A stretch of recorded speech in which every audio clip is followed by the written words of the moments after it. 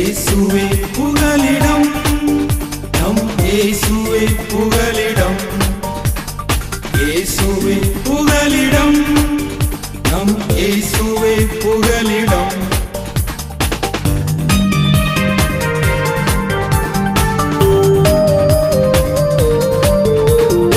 ஆறுகளை நாங்கள் கடக்கும் போதும், மலைகளை தாண்டி நடக்கும் போதும், ஆறுகளை நாங்கள் கடக்கும் போதும், மலைகளை தாண்டி நடக்கும் போதும், இம்மட்டும் எங்களை இவை போல் காத்தது சுவிசேஷம் சொல்வதற்கு. இயேசுவே புகலிடம், நம் இயேசுவே புகலிடம். இயேசுவே புகலிடம், நம் இயேசுவே புகலிடம். அல்லேலூயா. ஆபகுக் 1வது அதிகாரம் அதிலுள்ள 5வது வசனத்தின் 2ஆம் பகுதி. விவரிக்கப்பட்டாலும் நீங்கள் விசுவாசியாத ஒரு கிரியையை உங்கள் நாட்களில் நடப்பிப்பேன். கர்த்தர் கிரியைகளை செய்து கொண்டிருக்கிறார். அவர் நற்கிரியை செய்யக்கூடும் உங்களுக்கு, நற்கிரியையை வாஞ்சிக்கும் உங்களுக்கு அவருடைய கிரியைகளை வெளிப்படுத்தி கொண்டிருக்கிறார். இன்றைக்கு உங்களுக்கான வார்த்தை என்ன தெரியுமா? உங்கள் நாட்களில் நடப்பிப்பேன். ஒரு ஆமென் சொல்லுங்களேன். பெரியவர்கள் சொல்லுவாங்க, ஐயா நான் சாகு முன்னாடி என் பிள்ளைக்கு ஒரு குழந்தை பிறந்துடணும், எப்படியாவது அவளுக்கு கல்யாணம் நடந்துடணும், நான் இருக்கிற நாட்களில, நான் வாழுகிற நாட்களில ஏதாகிலும் ஒரு வழியில என் கடன் பிரச்சனை தீந்துடணும் அப்படின்னு சொல்லி எல்லா மனுஷனுக்குள்ளேயும் ஆசைகள் உண்டு. எல்லாருக்கும் என்ன ஆசை? எல்லாருக்கும் என்ன ஆசை? நான் போன பிறகுன்னு சொல்லி யாரும் சொல்றது இல்லை. ஆனால் நம்முடைய ஓட்டத்தில், பெற்றோர்களாகிய நம்முடைய ஓட்டத்தில், நம்முடைய உழைப்பு, நம்முடைய ஜெபம், நம்முடைய கண்ணீர், இது எல்லாமே நம்ம போன பிறகும் தலைமுறைக்கு ஆசீர்வாதமாய் மாறிக்கொண்டிருக்கிறது. நான் போகிற இடங்கள் எல்லாம் சொல்லுவேன், நம்ம எல்லாரும் இப்படி இருப்பதற்கு காரணம் நம்முடைய பெற்றோர்களுடைய கண்ணீர், அவர்கள் வடித்த கண்ணீர், அவர்கள் உங்களுக்கு கொடுத்த ஆலோசனைகள். ஒருவேளை சிறு வயதில், வாலிப வயதில், திருமணம் முடிந்த புதிதில் நீங்கள் பெற்றோர்களுடைய ஆலோசனைகளுக்கு செவி கொடுக்காமல் இருந்திருக்கலாம். சில வார்த்தைகளை காதுகளுக்குள் போடாமல் இருக்கலாம். சில நேரங்களில் அவர்களோடு நீங்கள் நின்று பேசாமல் இருந்திருக்கலாம். ஆனால் இப்போ அப்படி அல்ல. சின்ன காரியமாக இருந்தாலும் படுக்கையில் கிடக்கக்கூடிய தகப்பனாரிடத்துல போய் ஒரு மனுஷன் கேட்குறான். நான் ஒரு ஆள்கிட்ட கேட்டேன், இது யார் உங்களுக்கு? எங்கள் அப்பா. நீங்கள் பேசுனது அவருக்கு புரிஞ்சிருக்குமான்னு. அதுக்கு சொன்ன பதில் என்ன தெரியுமா? நான் என்ன சொல்லுகிறேனோ, நான் என்ன பேச வருகிறேனோ என் தந்தையார் அதை புரிந்து கொள்வார். ஆனால் இதே தந்தையார் கம்பீரமாய் நடந்து திரிந்த நாட்களில் அவரிடத்தில் ஆலோசனைகளை கேட்கல, அவருக்கு சொன்ன வார்த்தைகளுக்கு கீழ்ப்படியல்ல. மனைவி பேச்சுக்கு, கணவன் பேச்சுக்கு, பிள்ளைகள் பேச்சுகளுக்கு செவி கொடுத்து பெற்றோருடைய பேச்சுக்கு, வார்த்தைகளுக்கு கீழ்ப்படியாத அநேகர் உண்டு. ஆனால் இந்த கடைசி நாட்கள் அவங்களுக்கு தெரியும், நம்ம வாழக்கூடிய நாட்களில் ஏதாகிலும் ஒரு காரியத்தை செய்தே ஆக வேண்டும். ஒருவேளை இதை பார்த்து கொண்டிருக்கக்கூடிய உங்களுக்கு இந்த நாட்களில் ஒரு எண்ணம் வரும், நான் வாழுகிற நாட்களில் நானும் பார்த்துட்டே இருக்கிறேன், ஒன்றுமே நடக்கலையே, ஒரு காரியமும் நடக்கலையே. வருஷந்தோறும் வாக்குத்தத்தங்கள் கிடைக்குது, வருஷந்தோறும் நல்ல செய்திகள் கிடைக்குது, வருடந்தோறும், மாதந்தோறும், தினந்தோறும் தேவனுடைய வார்த்தைகள் எனக்கு வருது. ஆனால் அந்த வார்த்தைகளை என்னால் கண்ணால் பார்க்க முடியலையேன்னு நினைக்கலாம். எப்பவும் எங்கிட்ட என்ன இருக்கு, எங்கிட்ட என்ன இருக்கு யோசிக்கிறீங்க. உங்ககிட்ட என்ன இருக்கு? என்கிட்ட எதுவும் இல்லை. இதையே திங்க் பண்ணி கொண்டிருக்கிறீங்க. ஆனால் நீங்கள் என்ன இருக்கிறது என்று உங்களை யோசித்து கொண்டிருக்கக்கூடிய நேரங்களில் நீங்கள் உங்களோடு யார் இருக்கிறார் என்பதை புரிந்து கொள்ளுங்கள். உங்க கூட யார் இருக்கிறார்? உங்களோடு கூட ஏசப்பா இருக்கிறாங்களா? உங்களோடு கூட அவருடைய பிரசன்னம் இருக்கிறதா? பரிசுத்த ஆவியானுடைய நடத்துதல் இருக்கிறதா? ஆவியானவரை குறித்த சத்தியங்கள் இருக்கிறதா? அந்த மனம் திரும்புதலை குறித்த சத்தியத்தை ஏற்றுக்கொண்டிருக்கிறீங்களா? ரட்சிப்பின் அனுபவத்தை குறித்த ஒரு வாஞ்சித்து கதறக்கூடிய அனுபவம் உங்களுக்குள் இருக்கிறதா?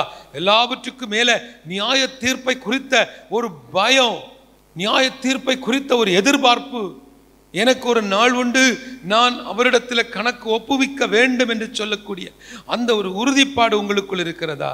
என் அன்பு தேவ பிள்ளைகளே, நான் இந்த வசனத்தை நான் படிக்கும் பொழுது, இது ஆபகுக் என்று சொல்லக்கூடிய தீர்க்கதரிசி எரேமியாவுடைய நாட்களிலே அவர் வாழ்ந்திருக்கிறார். அந்த நாட்களிலே பாபிலோனியர் யூதர்களை சிறைபிடித்து சூறையாடி கொண்டிருந்த நாட்கள். இதை படித்த உடனே நான் யோசித்த காரியம் என்ன தெரியுமா? அநேக குடும்பங்களில் இன்றைக்கு இப்படி சூறையாடப்பட்ட ஒரு அனுபவம், எல்லாம் இழந்து போன ஒரு அனுபவம். இந்த அதிகாரங்களை படிச்சுட்டு வரலாற்றை குறித்த கான்ஃபிடன்ஸ் பைபிள் எல்லாம் போய் பார்க்கும் பொழுது அங்கே சொல்லப்பட்டிருக்கக்கூடிய காரியங்கள் என்ன தெரியுமா? எல்லாவற்றையும் இழந்து நிற்கும் பொழுது ஆபகுக் இந்த தீர்க்க தரிசன புஸ்தகத்தில் 3 விதமான காரியங்களை சொல்லுகிறார். முதலாவது, அவருக்குள்ள ஆதங்கம். உங்களுக்கு எனக்கு இந்த ஆதங்கம் இருக்கும். என்ன ஆதங்கம்? சத்துரு நல்லா இருக்கானே, துன்மார்க்கன் நல்லா இருக்கிறாங்களே, ஐயா நான் ஆண்டவரை ஆராதிக்கிறேன், 30-35 வருஷமா நான் ஆண்டவருக்காக ஓடிக்கொண்டிருக்கிறேன், தெய்வத்தை மாத்திர நம்பி வழிபட்டு கொண்டிருக்கிறேன், ஜீவனுள்ள தேவன் யார் என்பதை நான் நம்பி விசுவாசித்து அந்த தெய்வத்தை, அந்த ஜீவனுள்ள தெய்வமாகிய கிறிஸ்துவை வழிபட்டு கொண்டிருக்கிறேன். இயேசுவை ஆராதிக்கக்கூடிய எனக்கு இந்த சமுதாயத்தில் அங்கீகாரம் இல்லை. தேவனை ஆராதிக்கக்கூடிய அல்லது தேவனை சார்ந்திருக்கக்கூடிய எனக்கு கிடைக்க வேண்டிய சில நன்மைகள் இன்னும் கிடைக்கல. ஆனால் எந்த நம்பிக்கையும் இல்லாமல் ஏதோ ஒரு மூட பழக்க வழக்கத்தை, ஏதோ ஒரு வழிபாட்டில், ஏதோ ஒரு நிலையில நின்று கொண்டிருக்கக்கூடிய அநேகர்களுக்கு, அநேக புற ஜாதிகளுக்கு இந்த சமுதாயத்தில் பெரிய அந்தஸ்து கிடைக்கிறது. திடீர்னு வளர்ந்துடுறாங்க. எங்களை சுற்றி இருக்கக்கூடிய ஜனங்களோ ஜபோனா என்னன்னு தெரியாது, பாட்டுனா என்னன்னு தெரியாது, தெய்வத்தை அறிந்த பிறகும் அறியாதது போல வாழ்ந்து கொண்டிருக்கிறார்கள். ஆனால் அவர்கள் எங்களை விட நன்றாக இருக்கிறார்கள். இதே போல சிந்தனை நமக்கு வந்திருக்கும், உண்டா இல்லையா? இந்த எண்ணம் நமக்கு வரும். ஏன்னா நம்ம அவரை மட்டும் நம்பி இருக்கிறோம். ஒரு வசனத்தை நீங்க படித்தால் இந்த காரியம் உங்களுக்கு புலப்படும். நீதிமொழிகள் 16வது அதிகாரம் அதில் உள்ள 4வது வசனம். கர்த்தர் சகலத்தையும் தமக்கென்று படைத்தார். கர்த்தர் சகலத்தையும் தமக்கென்று படைத்தார். தீங்கு நாளுக்காக, நல்லா கவனிச்சிடுங்க, தீங்கு நாளுக்காக துன்மார்க்கனையும் உண்டாக்கினார். துன்மார்க்கனை உண்டாக்கினார். அப்போ உங்களை கர்த்தர் தமக்காக படைத்தார், அவருக்காக உங்களை படைத்திருக்கிறார். ஏன் உங்களை அந்த அழிவிலிருந்து, அக்னியிலிருந்து, அறியாமையிலிருந்து உங்களை மீட்டு எடுத்தாருன்னா தமக்காக உங்களை தெரிந்த, தனக்காக, தன்னுடைய மகிமைக்காக, அவருடைய மகிமைக்காக உங்களையும் என்னையும் அவர் தெரிந்தெடுத்திருக்கிறார். ஆனால் துன்மார்க்கனை தீங்கு நாளுக்காகவே ஏற்படுத்தி இருக்கிறார். துன்மார்க்கனுடைய அந்த அழிவை நீங்கள் பார்க்க முடியும். தெய்வத்தை நம்பாதவர்கள் உங்க கண்ணு முன்னாடி, இயேசுவை சொந்த இரட்சகராய் ஏற்றுக்கொண்டவர்கள், ஏற்றுக்கொள்ளாதவர்கள், ரெண்டுக்குள்ள வித்தியாசத்தை நீங்கள் பார்ப்பீர்கள். அதை உங்களுக்கு விவரிக்க முடியாது, அதை விவரிச்சாலும் உங்களுக்கு புரியாது. அதை நீங்கள் உணர முடியும். அந்த ஆபகுக் தீர்க்கதரிசி அவர் தன்னுடைய புலம்பலை சொல்லும் பொழுது அவர் பார்க்கிறாரு. அவர் என்ன நினைச்சிருப்பாரு? தேசம் சூறையாடப்பட்டு கிடக்கிறது, எல்லாம் முடிஞ்சு போச்சு. அந்த நாட்களில ஒரு தேசத்துக்கு விரோதமாய் இன்னொரு தேசம் எழும்பி, பாபிலோன் மக்கள் எழும்பி, பாபிலோனில் எழும்பி என்ன செய்றாங்க? அந்த யூதர்களை சூறையாடும் பொழுது தேசம் சூறையாடப்பட்டது. தேசம் சூறையாடப்பட்டதுன்னு என்ன அர்த்தம் தெரியுமாம்மா? ஒட்டுமொத்த தேசத்தையும் கொள்ளையடித்து அங்குள்ள வளங்களை எடுத்து அங்குள்ள செழிப்புகளை எரிப்பார்கள். என்ன அர்த்தம் தெரியுமா உங்களுக்கு? இனி இந்த தேசத்துக்குள்ள யாரும் எழும்பக்கூடாது, இங்கே எந்த ஒரு பயிரும் வளரக்கூடாது, இங்கே யாரும் எழும்பி நிற்கக்கூடாது, யாரிடத்திலையும் வசதிகள் வரக்கூடாது. மொத்தத்தில் வாழுவதற்கு தகுதி அற்ற ஒரு நிலமாக அந்த தேசத்தை சூறையாடி செல்வார்கள், சூனியமாக்கி செல்வார்கள். அப்படிப்பட்ட நிலைமையில இன்றைக்கு இந்த இடத்துல அநேகர் உட்கார்ந்து கொண்டு, எல்லா வசதிகளும் இருக்கிறது, வீடு இருக்குது, பிள்ளைகள் இருக்காங்க, பணம் இருக்குது, டெபாசிட் இருக்குது, எல்லாம் இருக்கிறது. ஆனால் வாழ்க்கை சூனியப்பட்டு ஒன்றுமில்லாத நிலைமையில கண்ணீரோடு இந்த இடத்துல அமர்ந்திருந்து இந்த வார்த்தைகளை கேட்டுக்கொண்டிருக்கக்கூடிய என் அன்பு தேவ பிள்ளைகளே, இன்றைக்கு கர்த்தர் சொல்லுகிறார், நீங்கள் விசுவாசியாத ஒரு கிரியையை உங்கள் நாட்களில் நடப்பிப்பேன். உங்க கண்களுக்கு முன்பதாக.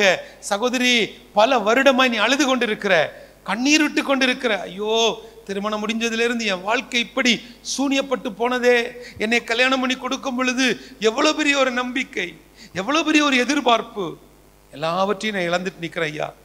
10 வருஷம் ஆச்சு, 15 வருஷம் ஆச்சு, இந்த மனுஷன் திருந்திடுவாருன்னு சொல்லி பார்த்து கொண்டே இருக்கிறேன், இன்னும் திருந்தல்ல. நாங்கள் சூனியப்பட்டு கிடக்கிறோம். எங்கள் வீட்டுக்குள்ள ஒரு சமாதானம் இல்லை. நல்ல பயிர்கள் வளரும் பொழுது அங்கே கூடவே யாரும் இருப்பாங்க? களையும் இருக்கும். களை எப்போ எரிக்கப்படணுமோ, எப்போ பிடுங்கப்படணுமோ அவர் செய்து கொள்ளுவார். அவருக்கு தெரியும். நம்ம எல்லாருடைய கண்ணீரையும் கணக்கில் எடுத்து அவர் நமக்காக யுத்தம் செய்து கொண்டிருக்கிறார்.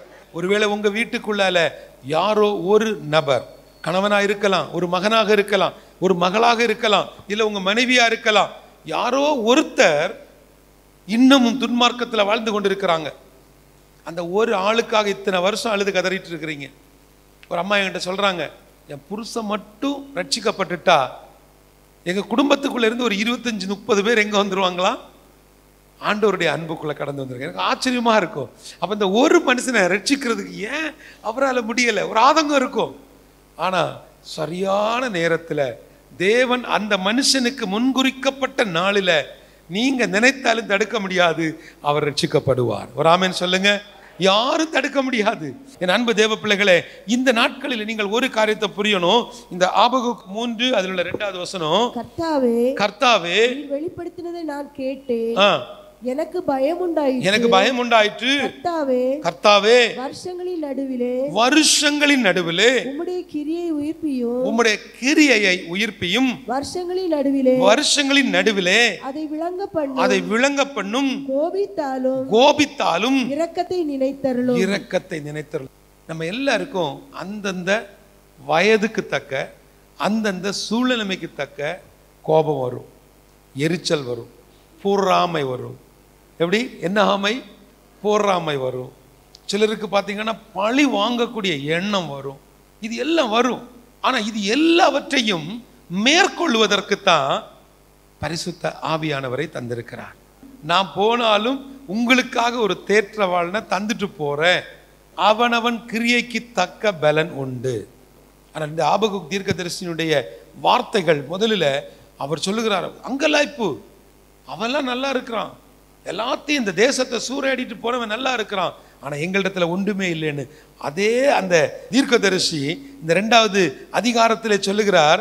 2வது வசனம், அப்பொழுது கர்த்தர் எனக்கு பிரதியுத்தரமாக, நீ தரிசனத்தை எழுதி அதை கடந்தோடுகிறவன் வாசிக்கும்படி. நல்லா கவனிங்க. இப்ப என்ன தெரியுமா, ஆபகுக்குடைய அந்த அங்கலாய்ப்பு தாங்க முடியாம கர்த்தர் பேசுகிறார். அவர் சொல்லுகிறார், எப்பா உன் தரிசனத்தை நீ கடந்தோடுகிறவள் வாசிக்கும்படி என்ன செய், பலகையில எழுதி வை. வாசிங்க. கடந்தோடுகிறவன் வாசிக்கும்படி பலகைகளிலே தீர்க்கமாக வரை, குறித்த காலத்துக்கு தரிசனம் இன்னும் வைக்கப்பட்டிருக்கிறது. குறித்த காலத்துக்கு தரிசனம் இன்னும் வைக்கப்பட்டிருக்கிறது. முடிவிலே அது விளங்கும். அது பொய் சொல்லாது. அது தாமதித்தாலும் அதற்கு காத்திரு. அது நிச்சயமாய் வரும். அது தாமதிப்பதில்லை. உங்க எல்லாருக்கு மேலே ஒரு தரிசனம் இருக்கிறது. உங்க எல்லார் மேலே தேவ திட்டம் இருக்கிறது. உங்க எல்லாருக்குள்ளாலையும் அந்த அபிஷேகம் பற்றி பிடித்து கொண்டிருக்கிறது.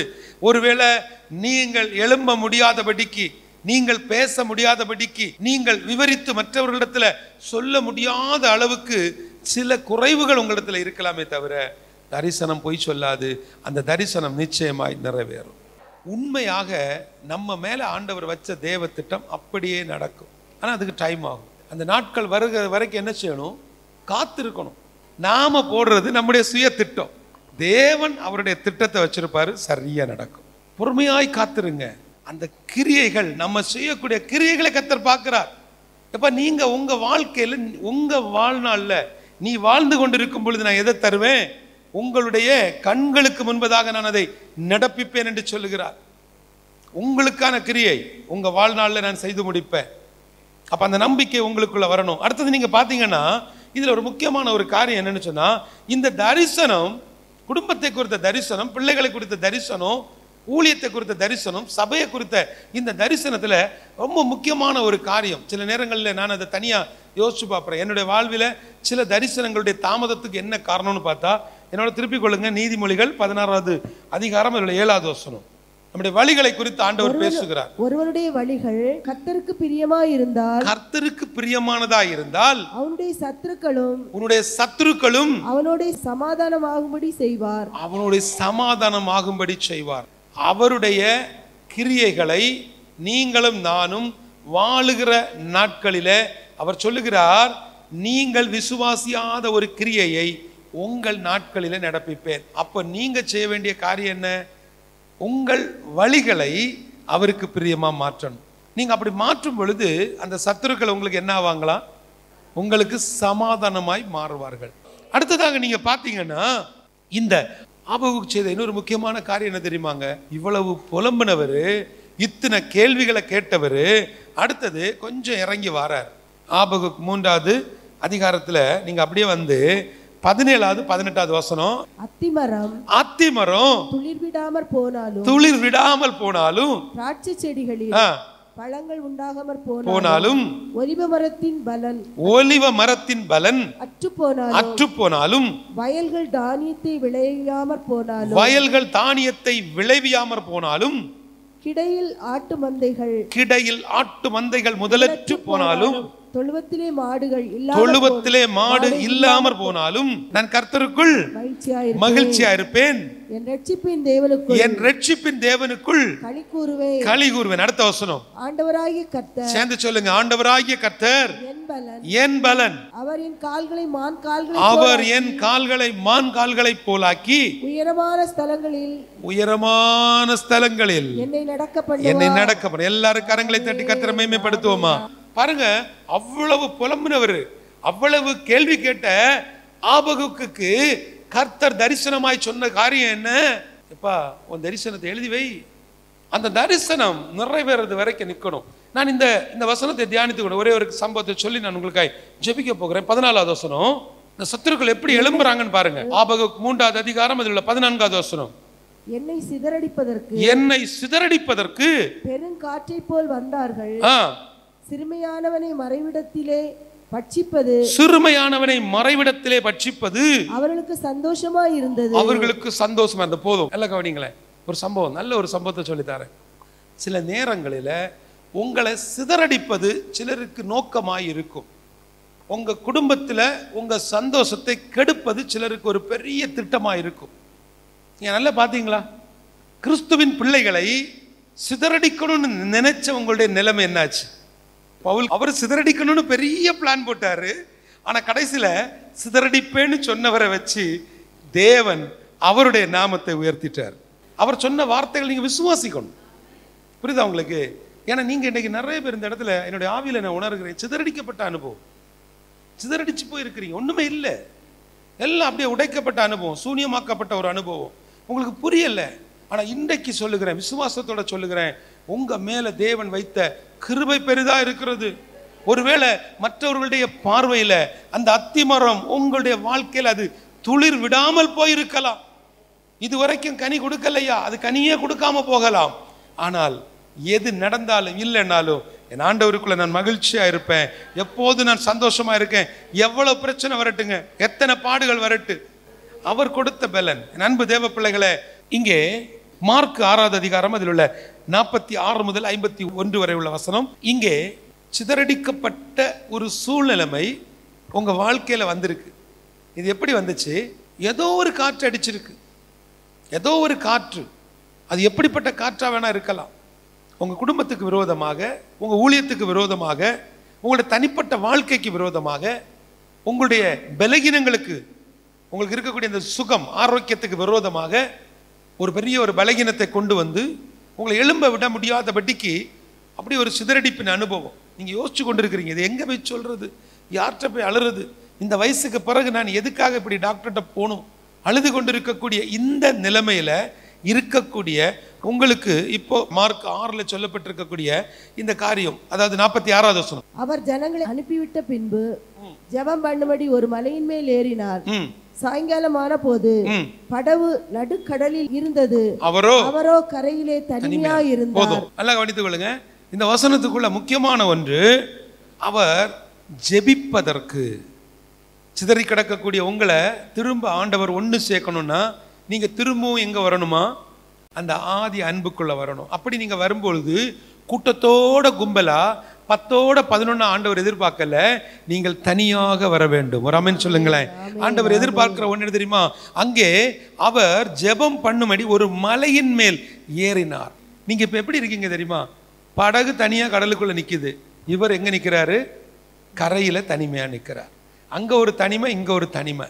தேவன் இன்றைக்கு விவரிக்க முடியாத கிரியையை உங்கள் குடும்பங்களுக்குள்ளே தரப்போகிறார். எப்படி? அவர் உங்கள் வீட்டுக்குள்ள வர விரும்புகிறார். அவர் உங்க படகுல ஏற விரும்புகிறார். அப்ப அவர் உங்க படகுல ஏறணும்னா உங்க வீட்டுக்குள்ள வரணும் என்று சொன்னால் அதற்கு ஏற்ற கிரியைகள் உங்க வீட்டுக்குள்ள இருக்கணும்.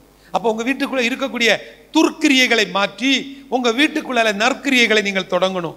அப்ப நற்கிரியைகள் தொடங்கணும்னு சொன்னா நீங்கள் தேவனுக்கு பிரியமான ஒரு வாழ்க்கையை வாழணும். இங்கே சொல்லப்பட்டிருக்கக்கூடிய இந்த வசனத்தினுடைய காரியம் என்ன? அங்கே காற்று அவர்களுக்கு எதிராக இருந்தபடியினால், எல்லாருமே ஏதாவது ஒரு பிரச்சனை வந்துன்னா காற்று எப்படி எதிராக இருந்துச்சோ எல்லாருமே பொருளாதாரத்துக்கு மேல பழிய போட்டுருவோம். ஒரு ஆள் சொல்றாரு, என்கிட்ட மட்டும் கொஞ்சம் பணம் இருந்ததுன்னா சர்ச்சை எப்படி கட்டியிருப்பேன் தெரியுமா? இயேசுவின் நாமத்தினால சொல்றேன், உனக்கு பணம் தரமாட்டாரு, உனக்கு தரவே மாட்டாரு. எனக்கிட்ட மட்டும் இந்த கார் இருந்துன்னு வச்சுடுங்களேன், கார் அப்படி பார்த்துக்கிடுவேன், தரவே மாட்டார். ஏன்னா அவருக்கு தெரியும் அந்த கார் யார்கிட்ட இருக்கணும், அவருக்கு தெரியும் இந்த பணம் யாருக்கு கொடுக்கணும், அவருக்கு தெரியும். முதல்ல உங்களுக்கு சொல்லிட்டேன், அவர் துன்மார்க்கர்களை எதுக்கு வச்சிருக்கிறாரா? தீங்கு நாளுக்காக வச்சிருக்கிறார். அப்ப உங்களையும் என்ன எதுக்கு வச்சிருக்கிறாரா? தமக்காக அவர் தெரிந்து கொண்டிருக்கிறார். அவருக்கு மகிமையை நம்ம யாருக்கும் கொடுக்க கூடாது, அவரை மட்டும் நம்ம மகிமைப்படுத்தணும். சிலருடைய வாழ்க்கையில சில காரியங்கள் தாமதப்பட்டு கிடக்கும், வந்து அழுவாங்க, அப்படி இப்படிம்பாங்க. நான் ஒரே ஒரு வார்த்தை சொல்லுவேன், இந்த தாமதம் அவருடைய மகிமைக்காக. அது எதுவா இருக்கட்டுங்க, எதுவா இருக்கட்டும், உங்களுடைய அந்த சுய புத்தி அல்லது அந்த சின்ன மூளையில் உள்ள சிந்தனைகளை மாற்றிவிட்டு நீங்க இதை பார்க்கணும். உங்களுக்கு எதிராக அநேக காற்றுகள் அடிக்கப்பட்டிருக்கிறது. ஒரே வீட்டுக்குள்ள தான் இருப்பாங்க, ஒரே ஊழியத்துல தான் இருப்பாங்க, ஒரே வேலையில தான் இருப்பாங்க, ஆனா ஒரே பஸ்ல 2 பேரும் சேர்ந்து தான் போவாங்க. ஆனா பக்கத்துல இருக்கிறது துர்க்கிரியை, இங்க பக்கத்துல இருக்கக்கூடியது இந்த எதிரான காற்று. இந்த காற்று நமக்கு தான் வீசுது, நமக்கு தெரியாது. அது மாறி மாறி என்ன செய்யும், நம்மளை நல்ல அன்பா பார்த்துக்கிடும், பிரைஸ் லார்ட் சொல்லும், நம்ம கூடவே நடக்கும். ஆனா அது துர்க்கிரியை, அது ஒரு எதிரான காற்று. இப்படிப்பட்ட காற்று நமக்கு நேராய் அடிக்கப்படும் பொழுது நாம் சிதறப்பட்டு கிடக்கிறோம். அடுத்த வசனம், அப்பொழுது காற்று அவர்களுக்கு எதிராக இருந்தபடியினால் அவர்கள் தண்டு வலிக்கிறதில் வருத்தப்படுகிறதை அவர் கண்டு. அவங்க தண்டு வலிக்கிறதுக்கு ஒரு அளவு இருக்கு, அப்படிதானே? தண்டு வலிக்கிறதுனா என்னது? அந்த மீன் பிடிக்கிறதுக்கு போல அந்த போட் இருக்கு பாத்தீங்களா, அதுல அந்த துடுப்பை போட்டு அவங்க தண்டு வலிக்கிறதுல ஒரு ஸ்மூத் இருக்கும். இப்போ மோட்டர்லாம் வந்துருச்சு, புரியுதா உங்களுக்கு? அந்த நாட்கள் அவங்க கை வச்சு அதை என்ன செய்யணும், தண்டு வலிக்கணும். அவர்கள் தண்டு வலிக்க விடாதபடிக்கு எதிர்காற்று, நீங்கள் முன்னேறாதபடிக்கு எதிர்காற்று, நீங்கள் பேச விடாதபடிக்கு எதிர்காற்று, நீங்கள் ஒரு நபரிடத்துல அல்லது உங்க குடும்பத்துல நீங்கள் பேசுகிற வார்த்தைக்கு விலையே இருக்காது. நீங்க என்ன சொன்னாலும் கேட்க மாட்டாங்க. கணவனா இருப்பாங்க, மனைவியா இருப்பாங்க, பிள்ளைகளா இருப்பாங்க, உங்க வார்த்தைக்கு அங்க விலை இருக்காது. ஆனா நீங்க ரொம்ப வருத்தத்தோடு இருப்பீங்க. ஏன்னா பேசி பேசி ஓஞ்சு போய் இனி இதுகள்கிட்ட ஒண்ணுமே சொல்ல வேண்டாம்னு நீங்க ஒதுங்கி இருக்கிறீங்க. அப்படி தண்டு வலிக்கிறது கிடையாது. எதிரில் நின்று வலிச்சு பாக்குறீங்க, எதிரில் நின்று பதில் கொடுத்து பாக்குறீங்க, முடியல. இப்போ வருகிறார். ராத்திரியில் 4ஆம் ஜாமத்தில் கடலின் மேல் நடக்கிறதை அவர்களிடத்தில் வந்து அவர்களை கடந்து போகிறவர் போல் காணப்பட்டார். நல்ல கவனிங்கம்மா, அவர் என்ன செஞ்சிருக்கிறாரு? அப்புறம் போகிற ஒரு மாதிரி போயிட்டார். சில நேரத்தில் நாம நினைச்சிட்டு இருப்போம் எப்படியும் நாளைக்கு அது கிடைச்சிரும்னு. அவர் நமக்கு அற்புதம் செய்வது போல ஒரு தோற்றம் தெரியும், நாளைக்கு அது நடப்பது போல ஒரு காட்சி தெரியும். ஆனால் கடைசி நேரத்தில் கைவிட்டுருவார். அப்படியே பார்த்துட்டு என்ன செய்வாரு, தெரியாதது மாதிரி போவார். நம்ம எல்லாரும் உடனே என்ன செய்வோம், சரி நீ என்ன செய்யறது, வேற ஒரு பிளானை போடுவோம். நம்ம உடனே என்ன செய்வோம், ஆண்டவருக்கு உடனடியாக ஒரு பிளான் பி வச்சிருப்போம். முன்னால தேவன் தன்னுடைய திட்டங்களை நம்ம மூலமா நிறைவேற்றி கொண்டிருந்தார். இப்ப நம்ம எல்லாரும் சேர்ந்து என்ன பண்ணிட்டோம், நாங்க திட்டம் தாரோம், எங்க ப்ராஜெக்டை நீங்க என்ன செஞ்சா போதும், கிளியர் பண்ணா போதும். அதனால தான் தண்டு ரொம்ப வலிக்க வேண்டியிருக்கு, அதனால தான் மினிஸ்ட்ரி ரொம்ப கஷ்டப்பட்டு பண்ண வேண்டியிருக்கு, அதனால தான் குடும்பம் நடத்துறதுக்கு முடியல. ஏன் முடியல? உங்க வீட்டுக்குள்ள இந்த போட்டுக்குள்ளால இயேசு இல்ல. அவர் வந்தா எல்லாமே மாறிடும். அப்படியே போனாரு, ஒருத்தர் எட்டி பார்த்தாரு, அவர் சொன்னாரு இயேசு எப்படிப்பட்டவரோன்னு நான் எப்படியும் பாத்திரம்ட்டு ஓடி போய் காட்டத்து மாதிரி. இப்ப நம்ம என்ன பண்ணிருப்போம், வேகமா போவோம், தெரியல, சரி அடுத்தோட பார்த்துக்கலாம். ஆனா சகை அப்படி விடல, காட்டத்தி மரத்துல மேலே ஏறினான். அவனுக்கு நோக்கம் இயேசு எப்படிப்பட்டவரோ என்ன பார்க்கணும், அவ்வளவுதான். ஆனால் தேவனுடைய திட்டம் அவன் பார்க்கணும்னு ஆசைப்பட்ட அடுத்த நிமிஷம், எப்ப நான் உன் வீட்டில் தான் தங்குவேன், அவ்வளவுதான். இன்றைக்கு இயேசுவை ஆண்டவரே இந்த விவரிக்க முடியாத கிரியைகள், இந்த பிரமிக்கத்தக்க பிரமிக்கத்தக்க கிரியைகள் என் வீட்டுக்குள்ள நடக்கணும், என் தனிப்பட்ட வாழ்க்கையில நடக்கணும். இதுவரைக்கும் என் குடும்பத்தில் ரட்சிக்கப்படாதவர்கள் ரட்சிக்கப்படணும். இதுவரைக்கும் எங்க வாழ்க்கையில என்னென்ன காரியங்களில நாங்கள் காத்து கிடக்கிறோமோ அந்த காத்து கிடக்கக்கூடிய நன்மைகள் இந்த மாதத்துல நடக்கணும். வசனத்தை வாசிங்க. அவர் கடலின் மேல் நடக்கிறதை அவர்கள் கண்டு ஆவேசம் என்று எண்ணி சத்தமிட்டு அலறினார்கள். அவர்கள் எல்லாரும் அவரை கண்டு கலக்கமடைந்தார்கள். உடனே அவர் அவர்களோட பேசி, திடன் கொள்ளுங்கள், நான் தான், பயப்படாதிருங்கள் என்று சொல்லி அவர்கள் இருந்த படவில் ஏறினார். முதல்ல என்ன வருது? அவரு பார்த்துட்டு தெரியாத மாதிரி போயிட்டார், அப்புறம் போயிட்டார். ஆனா இங்க என்ன சொல்லப்பட்டிருக்கிறது? அவர் அந்த படவில் ஏறினார். உங்க படகுல இயேசு ஏற விரும்புகிறார். உங்க வீட்டுக்குள்ள இயேசு ஏற விரும்புகிறார். உங்களோடு வாசம் பண்ண விரும்புகிறார். அந்த பிரமிக்கத்தக்க ஒரு கிரியையை இன்றைக்கு உங்களுடைய கண்கள் பார்க்க போகிறது. கடைசியா இதுல ஒரு வசனத்தை சொல்லி முடிக்கலாம். அடுத்த வசனம், அவர்கள் இருந்த படவில் ஏறினார். அப்பொழுது காற்று அமர்ந்தது. அதனால் அவர்கள் தங்களுக்குள்ளே மிகவும் பிரமித்து ஆச்சரியப்பட்டார்கள். அவருடைய இருதயம் கடினம் உள்ளதா இருந்தபடியினால் அப்பங்களை குறித்து அவர்கள் உணராமல் போனார்கள். நல்லா கவனிங்களா, இயேசு வந்த உடனே அந்த இடத்துல என்ன நடந்துருச்சு? அவர் உள்ளே வந்தார், அவர் அந்த படகுக்குள்ள அவர் ஏறினார், காற்று அமர்ந்தது. இன்னைக்கு உங்க வாழ்க்கையில எதிர்காற்று, எத்தனை எதிர்காற்று வந்திருக்கலாம், எவ்வளவு பிரச்சனைகள் வந்திருக்கலாம், எத்தனை பாடுகள் வந்திருக்கலாம். ஆபகுக் தீர்க்கதரிசி தன்னுடைய வாழ்க்கையில சொல்லுகிறான். இதெல்லாம் சொல்லி முடித்தவர் கடைசியில சொல்லுகிறான், ஒண்ணுமே இல்லாம போனாலும் எனக்கு அவர்தான் பலன். ஒருவேளை இன்றைக்கு நீங்க ஒண்ணுமில்லாம இருக்கலாம். ஒருவேளை இன்றைக்கு நீங்க உங்க குடும்பத்துல நீ எல்லாம் ஒரு ஆளா நினைச்சிருக்கலாம். ஆனால் உங்களை தூக்கி வைத்து கொண்டாடக்கூடிய ஒரு நாள் வரும். உங்களை அழைத்து உங்களை கனம் பண்ணக்கூடிய ஒரு நாள் வரும். அந்த நாள் விவரிக்க முடியாத ஒரு கிரியையாயிருக்கும். அது ஒரு பிரமிக்கத்தக்க கிரியா இருக்கு. அது சொல்ல முடியாது. அது ஒரு உணர்வு. அது தேவனுக்கும் எனக்குமான உறவு. நம்ம இப்ப இங்க இருக்கக்கூடிய உங்க எல்லாருக்கும் தெரியும், பல முறை ஆண்டவர் உங்களை தொட்டு இருக்கிறார். அப்படியே எழும்பலாமா? ஹல்லேலூயா. நம்ம எல்லாரும் ஜெபிக்கலாம். அப்பா, இந்த பிரமிக்கத்தக்க ஒரு கிரியை இன்றைக்கு என் வாழ்வில் நீர் செய்தபடியினால நன்றி அப்பா. குறித்த காலத்துக்கான தரிசனம் வைக்கப்பட்டிருக்கிறது. அது பொய் சொல்லாது. அது தாமதித்தாலும் நிச்சயமாய் நடக்கும். எல்லாரும் வாய்களை திறந்து, ஆண்டவரே உமக்கு நன்றி அப்பா, உமக்கு நன்றி. எல்லாரும் பலகீனப்பட்டவங்களுக்காக நான் ஜெபிக்கிறேன். இயேசுவின் நாமத்தினால பிரமிக்கத்தக்க ஒரு கிரியை வெளிப்படட்டும். அது நிமித்தம் உங்க நாம மகிமைப்படட்டும். அவர் உங்க மேல வைத்த தயவு பெரியா இருக்கிறது அப்பா. உம்முடைய வார்த்தைகளை கேட்டு இந்த வார்த்தைகளின் ஊடாக ஒரு புதிய பலனை, ஒரு புதிய கிருபையை பெற்றுக்கொண்ட ஒவ்வொரு சகோதர சகோதரிகளுக்காய், ஒவ்வொரு அங்கிள் ஆண்டிக்காக ஜெபிக்கிற ஆண்டவரே, ஒரு புதிய பலன், ஒரு புதிய கிருபை, ஒரு புதிய அபிஷேகம், ஒரு புதிய தரிசனம் இவர்களுக்குள்ள உண்டாகட்டும் அப்பா. இவர்களுடைய தனிப்பட்ட வாழ்க்கையில, குடும்ப வாழ்வில, பொருளாதார வாழ்வில, ஆவிக்குரிய ஜீவியத்துல ஆண்டவரே, குடும்பத்துக்குள்ளால அடித்து கொண்டிருக்கக்கூடிய அந்த எதிர்காற்றுகளை இயேசுவின் அதிகாரமுள்ள நாமத்தினால கடிந்து கட்டி அப்புறப்படுத்தி செபிக்கிறோம் அப்பா. இதுவரைக்கும் நடத்துனீங்களப்பா. அந்த எதிர்காற்று ரொம்ப அளவுக்கு அதிகமாய் அடித்ததுனால என்னுடைய ஜெப வாழ்க்கை காணாம போயிடுச்சுப்பா. சகோதரி, உன் கண்ணீருக்கு அர்த்தம் உண்டு. ஒரு காலத்துல நீ ஜெபிக்கும் பொழுது அத்தனை அடையாளம், அத்தனை அற்புதம். நீ எத்தனை பேருக்கு பிரயோஜனமா இருந்த சாட்சி, எத்தனை பிசாசுகளை விரட்டின உன்னுடைய கிருபை. அவர் தந்த கிருபைகளை கொண்டு அநேக பிசாசுகளை துரத்தினா. இப்போ உனக்குள்ள பிசாசு இருக்கு, உனக்குள்ள துர்க்கிரியைகள் இருக்கு. அந்த எரிச்சலின் ஆவி வெளியில போகணும். உனக்குள்ள இருந்து விட முடியாத இந்த பழக்க வழக்கங்களை மாற்றணும். அந்த எரிச்சலின் ஆவி, பொறாமையின் ஆவி, பொல்லாத சத்துருவின் அந்தகார வல்லமைகளை இயேசுவின் அதிகாரமுள்ள நாமத்தினால கடிந்து கட்டி அப்புறப்படுத்தி செபிக்கிறோம் ஆண்டவரே. நீர் எங்கள் மேல ஒரு பிரமிக்கத்தக்க ஒரு கிரியையை இன்றைக்கு செய்ய போகிறீர். அதை எங்களுடைய சொந்த கண்கள் காணப்போகிறது. இதுவரைக்கும் இல்லாத ஒரு மாற்றம், இதுவரைக்கும் இல்லாத ஒரு கிருபை, இதுவரைக்கும் இல்லாத ஒரு நம்பிக்கை எங்களுக்குள் தந்திருப்பதற்காய் நன்றி.